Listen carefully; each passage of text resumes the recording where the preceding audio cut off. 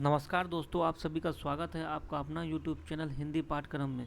दोस्तों, आज की इस वीडियो में हम बात करेंगे जनरल अवेयरनेस की। ये सभी कम्पिटिटिव एग्ज़ाम के लिए काफ़ी ज़्यादा महत्वपूर्ण है। इसमें 20 क्वेश्चन दिया गया है। दोस्तों, वीडियो को अंत तक जरूर देखिएगा। अगर वीडियो अच्छा लगे तो वीडियो को लाइक और सब्सक्राइब जरूर कीजिएगा। आइए दोस्तों, वीडियो को हम शुरू करते हैं। आज का जो पहला क्वेश्चन है वो है खांगचेनजोंगा राष्ट्रीय उद्यान और जैव आरक्षित क्षेत्र डैश में अवस्थित है। ऑप्शन है ए अरुणाचल प्रदेश, बी हिमाचल प्रदेश, सी सिक्किम या डी असम। तो खांगचेनजोंगा राष्ट्रीय उद्यान और जैव आरक्षित ये सिक्किम में अवस्थित है। एक का ऑप्शन नंबर सी इसका सही हो जाएगा। अगर हम खांगचेनजोंगा राष्ट्रीय उद्यान की बात करें तो खांगचेनजोंगा राष्ट्रीय उद्यान की स्थापना जो है 1977 में हुआ है। इसकी स्थापना 1977 में हुआ है।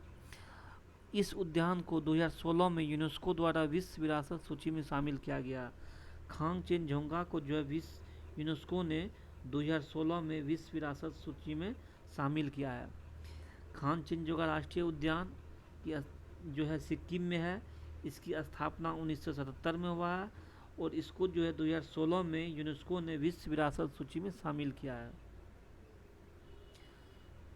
अगला क्वेश्चन है कि मगध साम्राज्य डैश के किनारे स्थापित हुआ। यमुना नदी, सोन नदी, गोमती नदी या सरयू नदी। तो ये है सोन नदी के तट पर अवस्थित सोन या गंगा, दोनों में से कोई दे सकता है। सोन और गंगा नदी जो है, यानी कि सोन एवं गंगा नदी के किनारे मगध साम्राज्य भारत का प्राचीनतम साम्राज्य था। अगर हम मगध साम्राज्य की बात करें तो मगध साम्राज्य की स्थापना जो है वृहद्रथ ने किया था। वृहद्रथ ने किया था। इसके बाद यहाँ पर जो है हर्यक वंश आया जिसके संस्थापक बिंबिसार थे। उसके बाद शिशुनाग वंश आया जिसके संस्थापक शिशुनाग थे। उसके बाद नंद वंश आया जिसके संस्थापक महापद्नंद थे एवं मौर वंश जिसके संस्थापक चंद्रगुप्त मौर्य थे। यहाँ पे मगध साम्राज्य जो गंगा और सोन नदी के किनारे बसा हुआ है, वहाँ पे सबसे प्रथम जो वंश था वो मगध वंश था जिसके संस्थापक वृहद्रथ ने था। उसके बाद हर्यक वंश आया जो बिंबिसार संस्थापक थे। शिशुनाग वंश के शिशुनाग संस्थापक थे। नंद वंश आया, उसके बाद महापद्नंद संस्थापक थे और मौर्य वंश के संस्थापक चंद्रगुप्त मौर्य थे। अगला क्वेश्चन है हड़प्पा स्थल लोथल डैश में स्थित है। महाराष्ट्र में, राजस्थान में, लाहौर में, गुजरात में। तो ये हड़प्पा स्थल लोथल जो है ये गुजरात में स्थित है। 3 का ऑप्शन नंबर डी सही हो जाएगा। हड़प्पा कालीन स्थल की अगर हम बात करें तो ये लोथल गुजरात जो अहमदाबाद जिले के भोगवा नदी के किनारे है। ये लोथल कहाँ है? अहमदाबाद में भोगवा नदी के किनारे है। हड़प्पा लोथल कहाँ है? अहमदाबाद भोगवा नदी के किनारे अवस्थित है। इस स्थान की खोज जो है 1954 ईस्वी में हुई थी। लोथल की खोज हुई थी 1954 ईस्वी में। इसकी खोज रंगनाथ राव ने किया था। इसकी खोज जो है रंगनाथ राव ने किया था। लोथल की खोज रंगनाथ राव ने किया था 1954 ईस्वी में।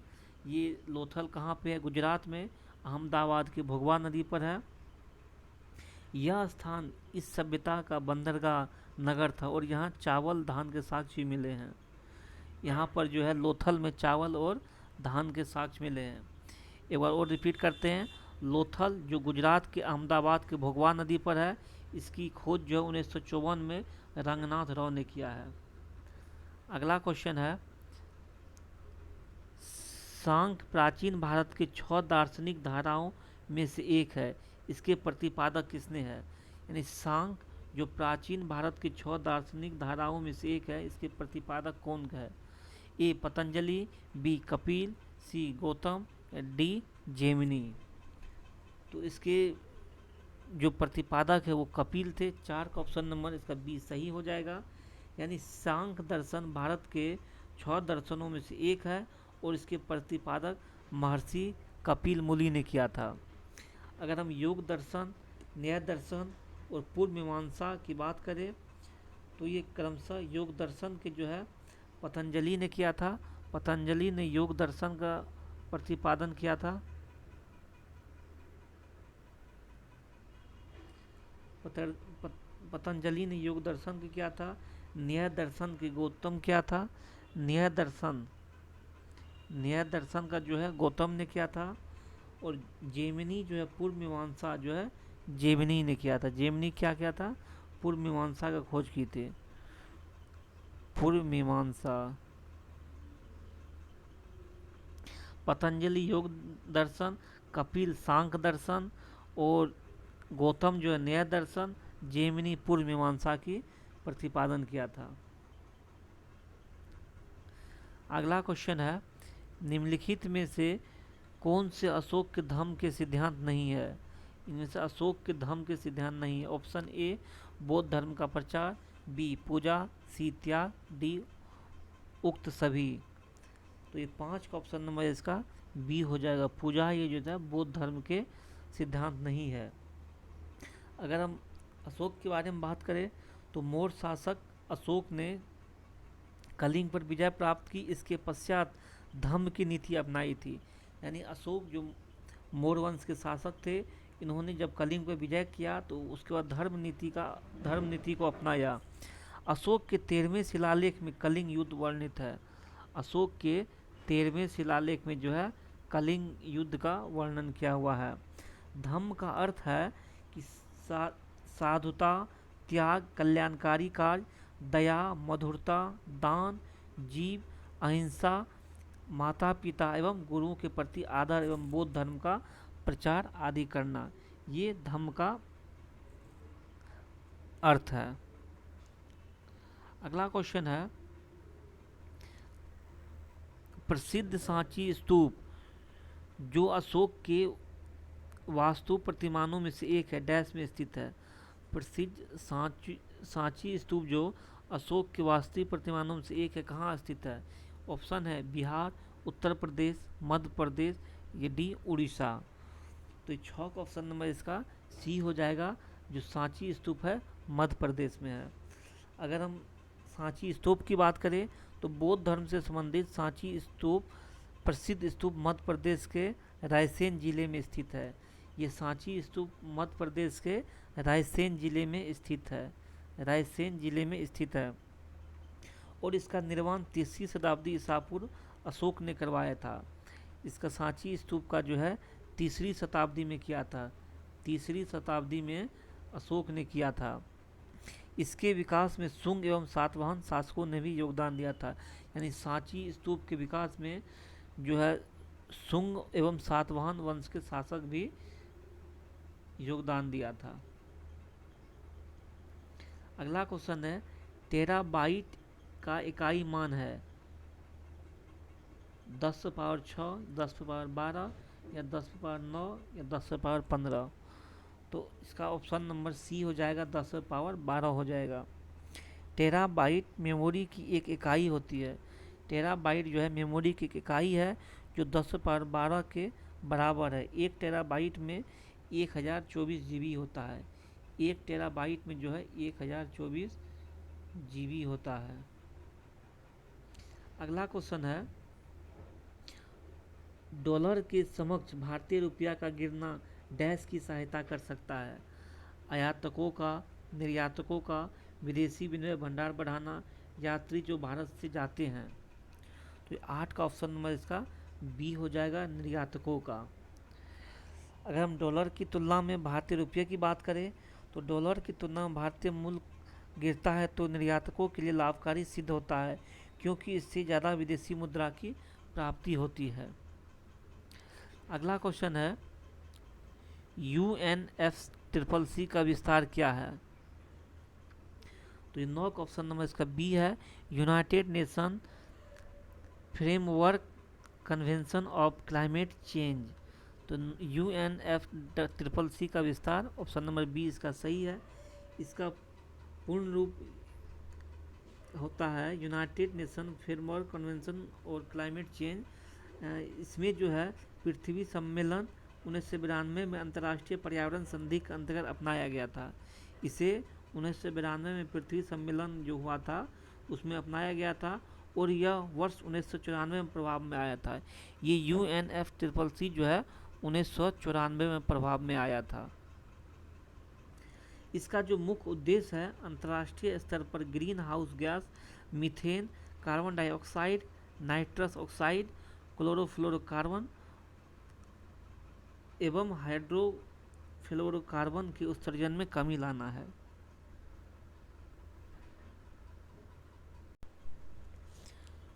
क्वेश्चन नंबर 10 है, हाल ही में फ्लिपकार्ट बेची गई और इसे डैश द्वारा अधिकृत किया गया है। ए अलीबाबा, बी पेटीएम, सी वॉलमार्ट, डी एप्पल। तो 10 का ऑप्शन नंबर इसका सी हो जाएगा, पेटीएम हो जाएगा। विश्व की सबसे बड़ी तथा अमेरिकी रिटेल कंपनी वॉलमार्ट ने 2018 में भारतीय ई कॉमर्स कंपनी फ्लिपकार्ट, जिसका जो है 77% शेयर खरीद कर अधिग्रहित कर लिया था।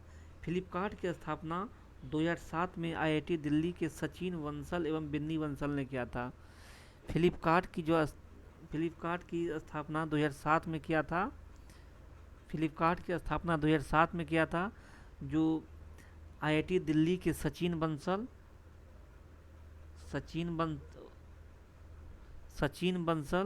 और बिन्नी बंसल ने किया था। आईआईटी दिल्ली के जो फ्लिपकार्ट की स्थापना 2007 में सचिन और बिन्नी बंसल ने किया था, जो आईआईटी दिल्ली के स्टूडेंट थे। अगला क्वेश्चन है, जनता या बैंकों के पास रखी गई मुद्राएं डैश कहलाती है। उच्च शक्ति का धन, निम्न शक्ति का धन, वृहद धन या बी सी दोनों। तो 11 का ऑप्शन नंबर इसका डी हो जाएगा, यानी बी सी, निम्न शक्ति का धन और वृहद धन, ये दोनों कहलाते हैं। जनता या बैंकों के पास रखी मुद्राएं निम्न शक्ति का वृहद धन कहलाती, क्योंकि ये जनता व बैंकों के पास भंडार के रूप में पड़ी रहती है और पूंजी निर्माण व गतिक अर्थव्यवस्था में इसका उपयोग कम होता है, परंतु इसकी मात्रा अधिक होती है। तो ये 11 का ऑप्शन नंबर इसका डी सही हो जाएगा। क्वेश्चन 12 है, भारत में मौद्रिक नीति डैश द्वारा विनियमित की जाती है। केंद्रीय वित्त मंत्रालय, आरबीआई, सी ए और बी दोनों, या डी वित्त मंत्रालय, आरबीआई और राज्य सरकार द्वारा एक साथ। तो 12 का ऑप्शन नंबर इसका बी हो जाएगा, आरबीआई हो जाएगा। क्वेश्चन नंबर 13 की बात करें तो निम्नलिखित में कौन सा केंद्र सरकार के राजस्व व्यय में दूसरा सबसे बड़ा है? वेतन, पेंशन, रक्षा या कच्चा तेल। तो 13 का ऑप्शन नंबर इसका सी हो जाएगा, रक्षा हो जाएगा। केंद्रीय योजनाओं पर केंद्र सरकार द्वारा किए जाने वाला व्यय राजस्व कहलाता है। रक्षा केंद्र सरकार के राजस्व व्यय में दूसरा सबसे बड़ा व्यय है। क्वेश्चन नंबर 14 है कि निम्नलिखित में कौन सा नगर यूएसए के पश्चिमी तटीय शहर में नहीं है? ये Los Angeles, California, San Francisco या न्यूयॉर्क। तो 14 का ऑप्शन नंबर डी इसका हो जाएगा, न्यूयॉर्क जो है ये नहीं है। कैलिफोर्निया, सैन फ्रांसिस्को एवं लॉस एंजल्स जो है ये यूएसए के पश्चिमी तटीय शहर है, जबकि न्यूयॉर्क नहीं है। विश्व के सबसे प्रसिद्ध स्टैच्यू ऑफ लिबर्टी जो उत्तरी अमेरिका के उत्तरी पूर्वी भाग में स्थित है।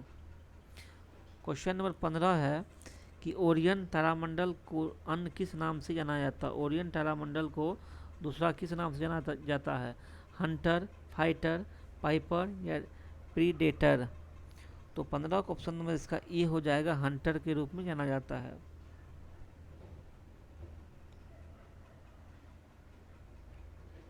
क्वेश्चन नंबर 16 है, कोशिका के बारे में निम्नलिखित में कौन सा कथन सही है? तो ऑप्शन ए है केवल केंद्रक में डीएनए होता है, बी पादप कोशिका के क्लोरोप्लास्ट में भी डीएनए होता है, सी दोनों सही है, डी दोनों गलत है।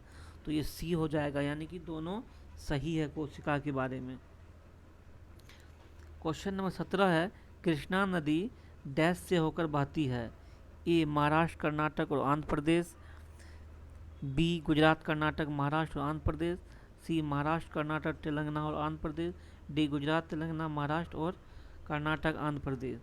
तो 17 का ऑप्शन नंबर इसका सी सही हो जाएगा, महाराष्ट्र, कर्नाटक, तेलंगाना और आंध्र प्रदेश से होकर बहती है। ये कृष्णा नदी की जो है सहायक नदी की बात करें तो कृष्णा नदी की सहायक नदी तुंगभद्रा, मूसी एवं भीम इसकी सहायक नदियां हैं। ये जो है कृष्णा नदी आंध्र प्रदेश से होकर जो बंगाल की खाड़ी में गिरती है। क्वेश्चन नंबर 18 है, भारत में उच्च न्यायालय के मुख्य न्यायाधीश की नियुक्ति डैश करता है, केंद्र सरकार, राज्य सरकार, राज्यपाल या राष्ट्रपति।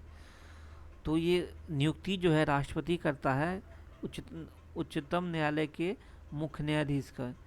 अगर हम उच्चतम न्यायालय के मुख्य न्यायाधीश की बात करें तो नियुक्ति जो है राज्य के राज्यपाल के परामर्श के बाद राष्ट्रपति द्वारा की जाती है। यानी मुख्य न्यायाधीश की नियुक्ति जो है, सॉरी यहाँ पे जो है उच्च न्यायालय की बात हो रहा है। हालांकि उच्चतम न्यायालय की भी नियुक्ति राष्ट्रपति करते हैं, लेकिन वो प्रधानमंत्री की सलाह पर करते हैं। यहाँ पर उच्च न्यायालय की नियुक्ति राज्यपाल की सलाह पर राष्ट्रपति उसको शपथ दिलाता है। उच्च न्यायालय का मुख्य न्यायाधीश का जो वर्ष होता है अधिकतम जो है 62 वर्ष तक वो रह सकते हैं अपने पद पर। भारत में वर्तमान में 25 उच्च न्यायालय है। 1 जनवरी 2019 को आंध्र प्रदेश के अमरावती यानी मूसी नदी किनारे देश का 25वां उच्च न्यायालय स्थापित किया गया था। क्वेश्चन नंबर 19 है, भारत में अध्यादेश जारी करने की शक्ति किसके पास है? वित्त मंत्री परिषद, प्रधानमंत्री, राष्ट्रपति या सर्वोच्च न्यायालय के पास? तो ये है राष्ट्रपति के पास होता है अध्यादेश जारी करने की शक्ति। 19 का सी हो जाएगा। अनुच्छेद 123 के तहत राष्ट्रपति संसद के सत्र में न होने पर अध्यादेश जारी कर सकता है, लेकिन संसद सत्र से शुरू होने के 6 सप्ताह तक इसको पारित करना आवश्यक है, अन्यथा यह समाप्त हो जाता है। ध्यान दें कि राष्ट्रपति राज्य सूची के विषय पर अध्यादेश जारी नहीं कर सकता, लेकिन संसद के दोनों सदनों के सत्र होने पर भी राष्ट्रपति अध्यादेश जारी नहीं कर सकता। अंतिम क्वेश्चन है, भारतीय संसद के परिप्रेक्ष्य में शून्यकाल किसे कहा जाता है?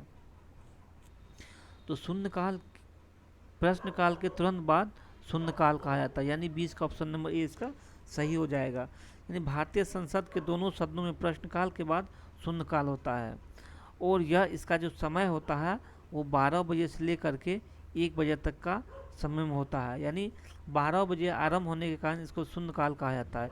इसकी शुरुआत 1960 ईस्वी में हुई थी। शून्यकाल की शुरुआत 1960 ईस्वी में हुआ था, जब बिना पूर्व सूचना के अविलंब लो तथ्य के विषय उठाने की मांग प्रथा हुई थी। दोस्तों वीडियो को अच्छा लगे तो वीडियो को सब्सक्राइब जरूर कीजिएगा। धन्यवाद।